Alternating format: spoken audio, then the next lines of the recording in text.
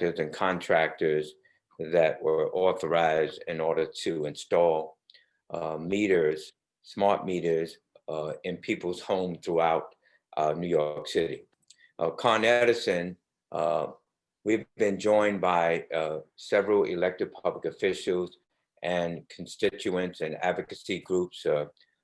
We have my colleague in the State Assembly, Richard Gottfried, and I'm looking at my Zoom, Mr. Kaufman, who is our constituent. We have Ms. McGeer, Brian Kavanaugh, my State Assembly member from the east side of Manhattan, our colleague Carmen De La Rosa from Inwood, and other individuals in this press conference, including our Assembly member, Al Taylor. So I just wanted to say to everyone present, and especially the meter, this is not an emergency situation.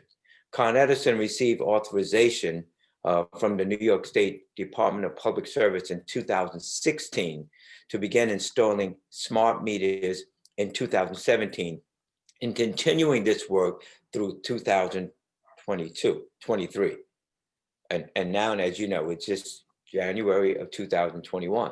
These meters give constituents more accurate information about their utility usage, and they also save money for the utility operators like Con Edison by ensuring that they don't have to send someone out to the field to read meters. During the pandemic, Con Edison has resumed installation of these smart meters through their subcontractors, Aclara and Precision Pipeline. And when meters are located in the basement of a building, that poses no real public health risk. But when meters are located in people's homes, in their apartments, then we have a problem. These subcontractors have no protocol in place that we're aware of for COVID-19 testing, like in the airlines and other places, and the protections they require for their workers to wear masks or offer small comfort when these employees are going in and out of so many people's homes in a given day. And it's not like you go in 2 minutes, you're out.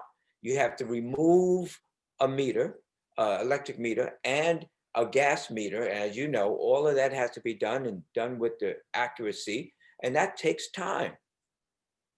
So for our constituents who are concerned about COVID-19 testing, the exposure, the ability to opt out is a very difficult process. And it could see that they have to be fined with a fee for not allowing these subcontractors into their apartments. And when I learned about this situation from our constituent, Mr. Kaufman, in September, I thought for sure that there must be some mistake. But for Con Edison contractor to perform mandatory installation in people's homes during this ever increasing, worsening pandemic, and without the clear recourse for opting out at no charge is crazy, literally crazy. I think of all the people who are at higher risk for COVID-19 in my district. In Manhattan, if you're not aware, the 10034 zip code where our constituent lives had the highest rate of COVID infection right now in Manhattan. So, and many of the buildings with in-unit meters yet to be installed in my district are neighborhoods such as Northern Manhattan, where COVID-19 rates are the highest, as I indicated. This is why today we demand that Con Edison cease and desist the unsafe practice of in-unit smart meter installation, and request that our governor issue an executive order postponing them until after the public health emergency ends. And as I said, in the Public Service Commission, Con Edison has up until 2023. And if necessary to extend that, then that's appropriate considering the emergency situation that we're in. So without further ado, I would like to then turn it over to my colleague, Senator Brian Kavanaugh, who is the chair of the Housing Committee in the New York State Senate. Senator Kavanaugh. Thank you, Senator Jackson. Is my audio good? Can people hear me? Terrific. Okay, so yeah, I first of all, I just want to begin by thanking my great colleague, Senator Jackson, who really has led the way on highlighting this important issue we're speaking about today. And of course, my great colleagues in the Assembly, some of the members, Taylor and De La Rosa and Gottfried, who, and the last of which, of course, has done a terrific job as the chair of the Health Committee, trying to do everything we can to fight the COVID-19 pandemic and keep people safe. So as the housing chair, I've been focused very much on this question of how to keep people safe in their residences. We passed a bill just last week that ensures that people who are experiencing a hardship during the pandemic, either as homeowners or as renters, will not be displaced from their homes. It is, we think, the strongest legislation that has been passed anywhere in the country to ensure that people are safe in their homes. Earlier in the year, in the summer, we passed a bill that ensures that utilities cannot cut off their customer service during the pandemic. That includes electricity and water and gas. And the purpose of all of that is to make sure that people's homes continue to be a safe haven during this very difficult time. And from the beginning of this crisis, one of the main public health interventions we've had is to tell people to stay home. We know that, things are, there's some reason for optimism. Vaccines are beginning to roll out. We have some concerns about how quickly that's happening, but we are beginning to see the light at the end of the tunnel. But this is not a time for business as usual. This is not a time to be telling people that they must let people into their homes to do something that is basically pretty routine. As Senator Jackson noted, these smart meters have some benefits for customers. They also have some benefits for the environment. And in normal times, we support the installation of these meters. But it's critical that we allow people to make smart choices about their own health. And it should not be that there's some aggressive effort by a utility or by its contractors to have people coming into people's homes during the pandemic. So we urge ConEd and the governor and the Public Service Commission, if necessary, to cease this activity. And again, I just want to thank my colleague, Robert Jackson, who really has spearheaded this effort. Well, thank you. Next, we're going to turn to Assembly Member Richard Gottfried, who is the chair of the Health Committee in the New York State Assembly. Assembly Member.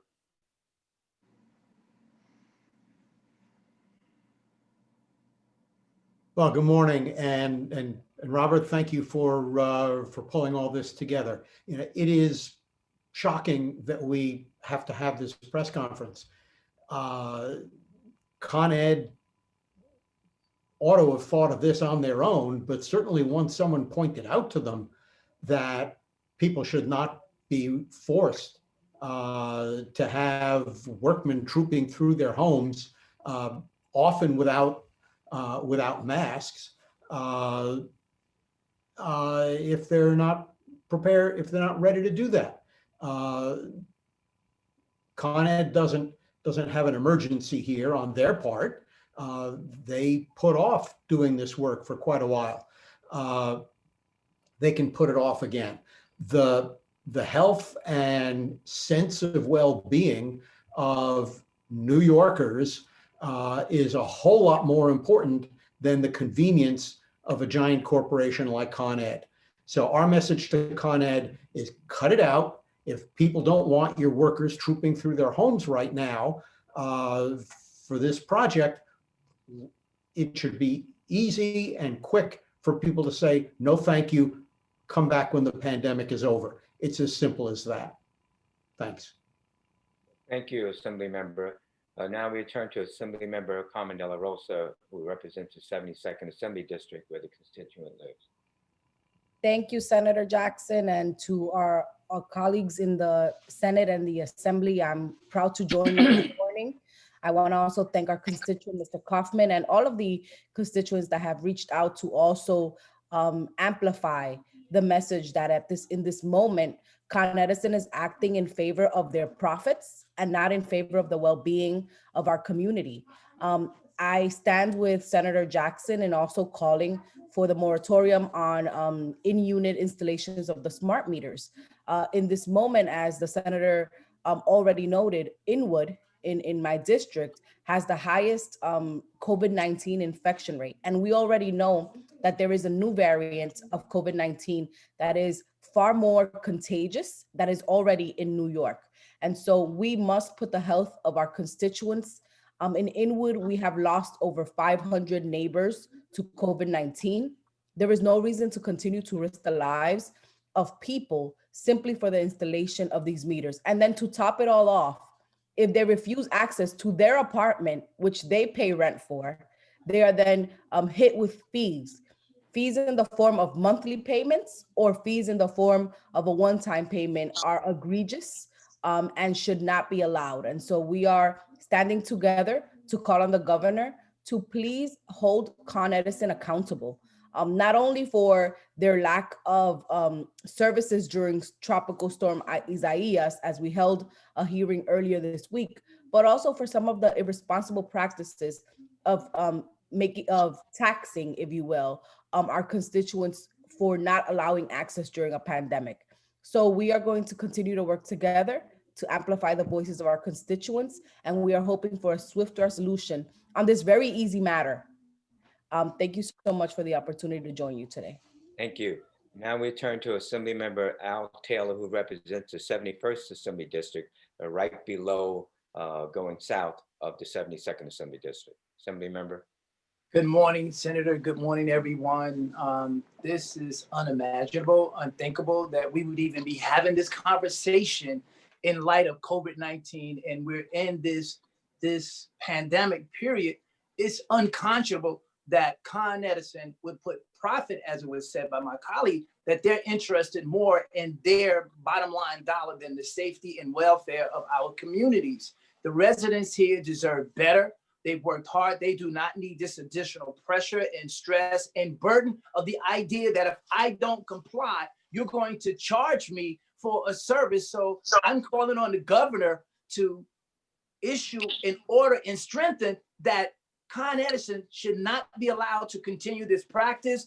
The work is not essential, the job is not essential, and they should not be going into or attempting to get into people's home at this time, simply because people want to stay safe. We've asked folks to shelter in, and as my colleague said, in the Inwood area, in the Washington Heights, the numbers are high, they're peaking, and this is not a time to let people walk through the door and have their way for non-essential services and work. So I want to commend you for calling us together, and I stand with you 1000%. The residents of this city and of this state deserve better services, especially from someone like Con Edison, who falls short so many times when we need them most. This is when they need to be considerate and compassionate about the residents of New York State. Thank you. Thank you, Assembly Member. Now I want to turn to advocates in the field before we turn to hear from our constituent, Andrew Kaufman. So let me turn to Rosa Maria Castillo, the Keepers of Public Utility Law Project from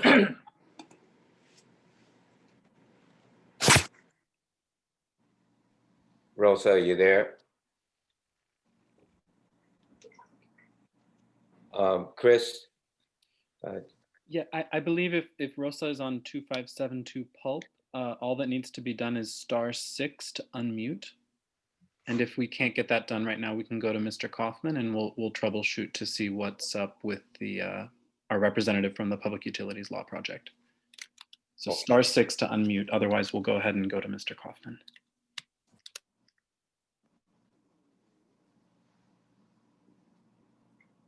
Okay, so let me turn to Andrew Kaufman, our constituent, who can explain his reasoning and logic, and also what he went through in communicating with Con Edison about, not allowing contractors to come into his apartment because they have been basically quarantining themselves, understanding the situation that exists with COVID-19. So, Mr. Kaufman, please. Okay, unmute yourself first, please.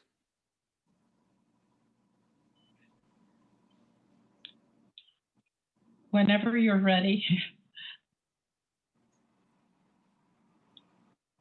Hello? Okay, who is this, Rose? Yes, hello. Good morning, Senator. How are you? Okay, one second. Richard. One second. Okay. Mr. Kaufman, Mr. You'll come in after the advocate will speak, then you will come in, okay? You just have to unmute yourself at that time, okay, Mr. Kaufman? Thank you. Okay, Rose, go ahead, please. Good morning, Senator.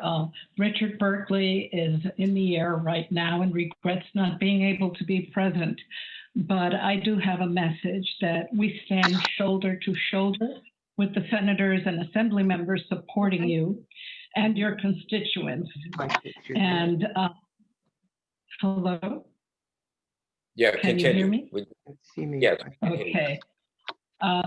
New Yorkers have lost jobs, loved ones, and peace of mind during this terrible pandemic. There's no reason for Con Edison to be in a rush to replace working electric and gas meters before it is unequivocally safe to do so. And I certainly should reconsider, and it certainly should reconsider penalizing consumers in fear of their safety. The company's choice to do this simply adds fear and distress to the injuries already suffered between February of last year and now, and it should choose to wait rather than to inflict added emotional and financial stress to the customers.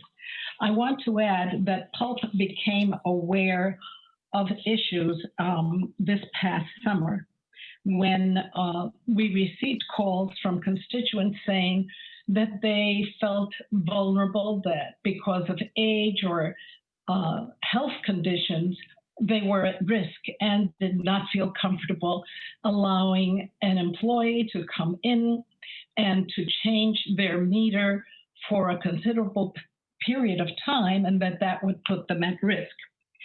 And consequently, we also received several calls from customers, advocates, and other elected officials pointing out that there had been an unexpected spike in utility bills.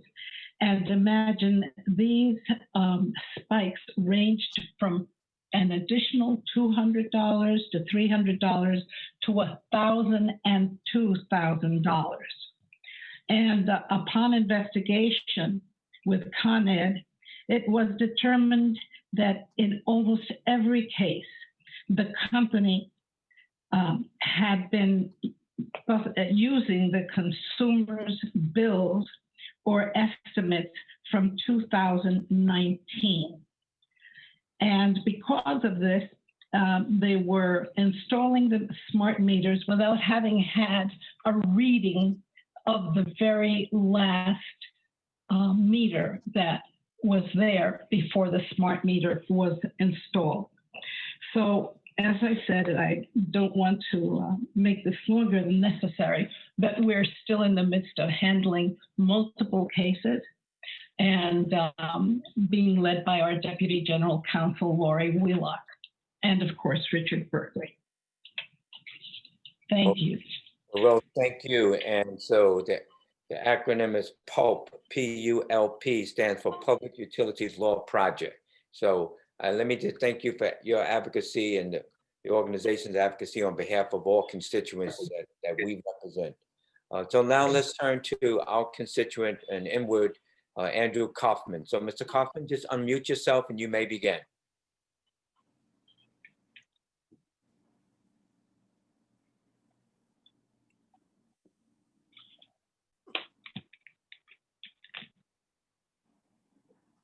Just now you can go. You're unmuted already. Can you hear me? Thank you. And I'd like to thank you, Senator Jackson, for taking the lead in organizing this press conference and in organizing the opposition to Con Edison's insistence on these installations and your opposition to the punitive fees that they're imposing on anybody who doesn't agree to have these installations done when Con Edison is prepared to come into our apartments. To provide some numbers, Con Edison says that it takes 15 minutes on average to install a new smart meter. If you multiply that out on an 8-hour workday, that's 32 units, 32 apartment, small, usually small, cramped New York City apartments that these technicians are going into every single day. If you do the math, that comes to 160 units a week. If you do the math, that comes to 650 units, if you can imagine that, each month. As I believe you have mentioned, there is absolutely no protocol for testing these workers for COVID. I would like to appeal to the governor. The governor's mother, bless her, recently celebrated her 90th birthday. Governor Cuomo, would you find it acceptable if your mother were living in a cramped New York City apartment to force her to have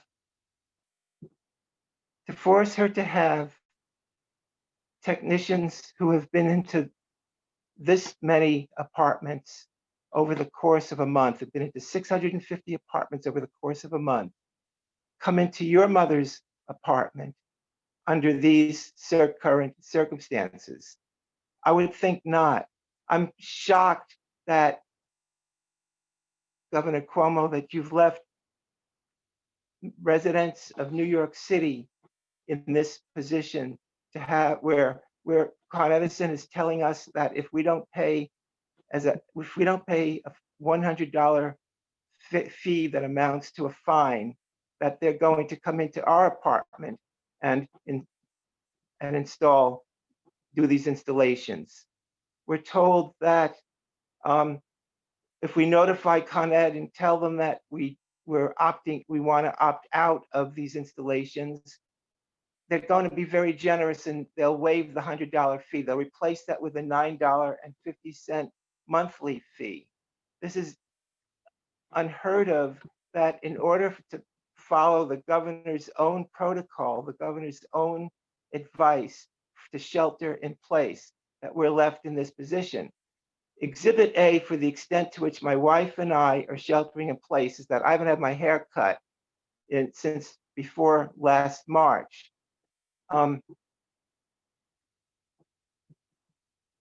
We're pleading basically for the governor to respect our health, our lives, those of our neighbors, those of our community, those of the rest of New York City, and not continue to have ConEd send their workers into our homes under these circumstances for a totally non-essential purpose.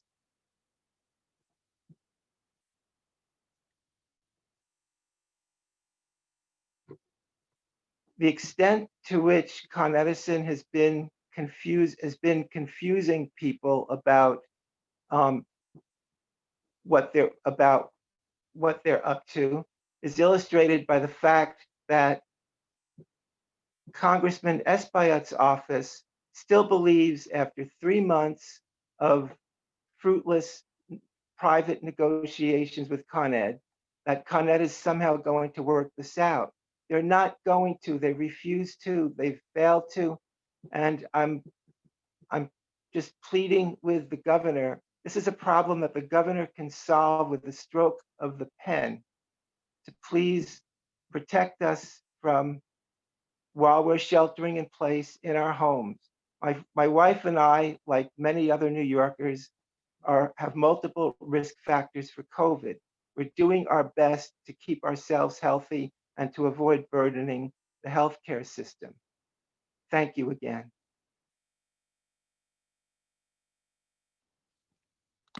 Senator, I believe you're on mute, if you would unmute yourself.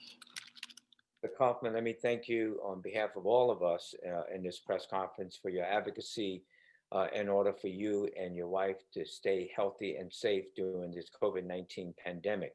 And obviously you represent all the others that have in-apartment meters that need to be changed. And as I said in the press conference in the beginning, this is not new. The Public Service Commission has already established a time frame which goes through 2023. So an executive order basically saying, let's put this on hold until the pandemic is over is appropriate overall. So with that, let me just open up for any press that may have any questions of Mr. Kaufman or any of my colleagues.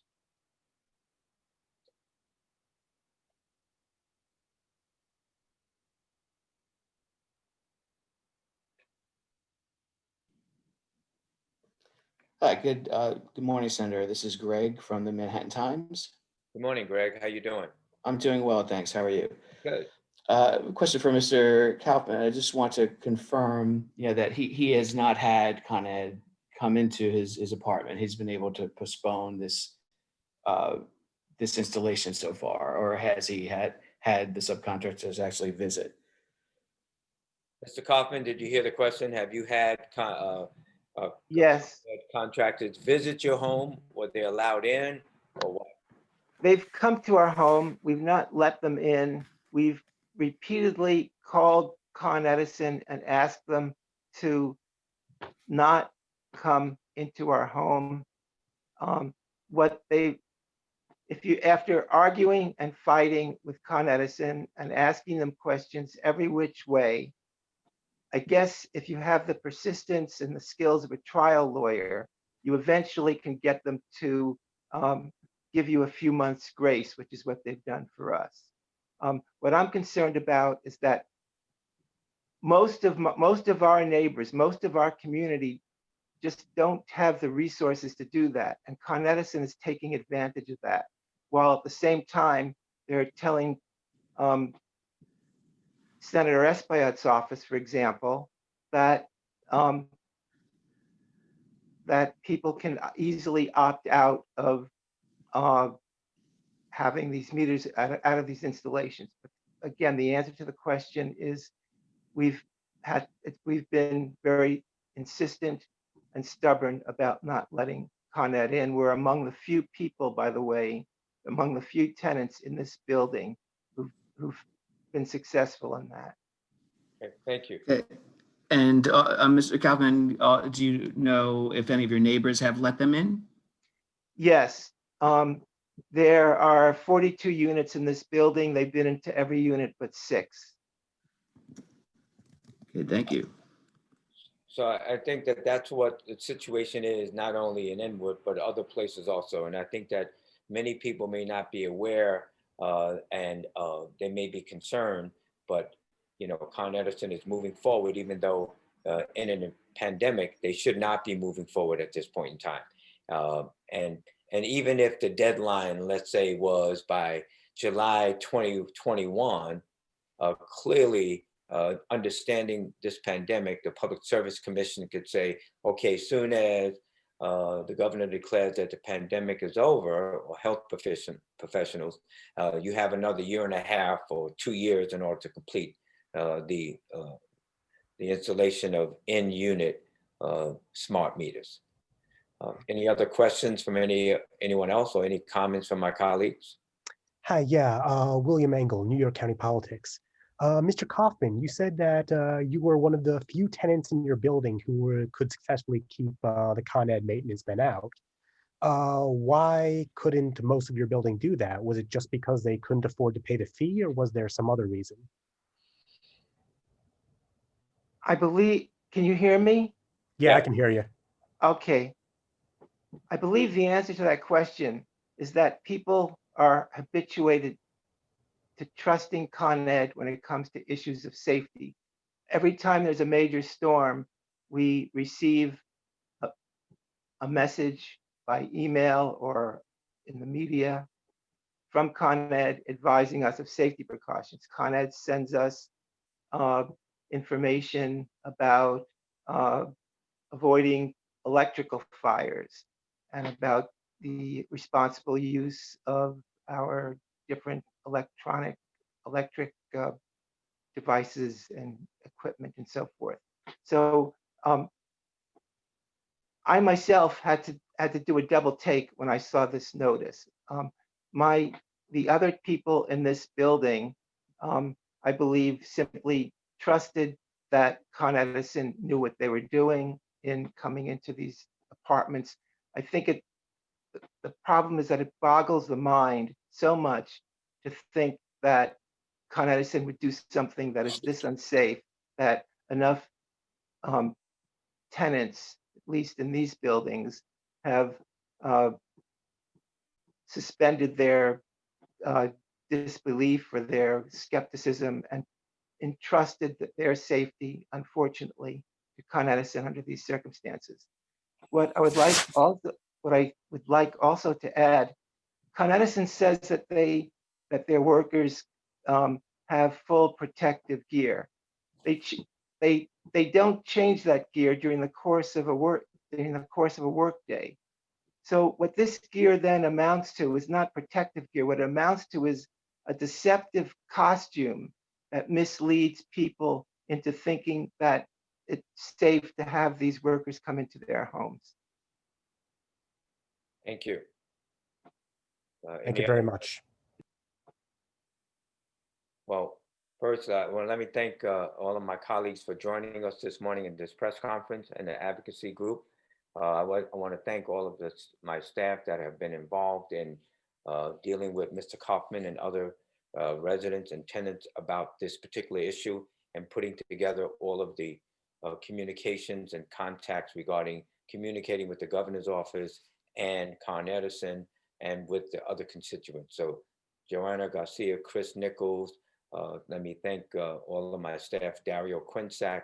It's important that we thank staff because obviously we cannot do it by ourselves as elected public officials.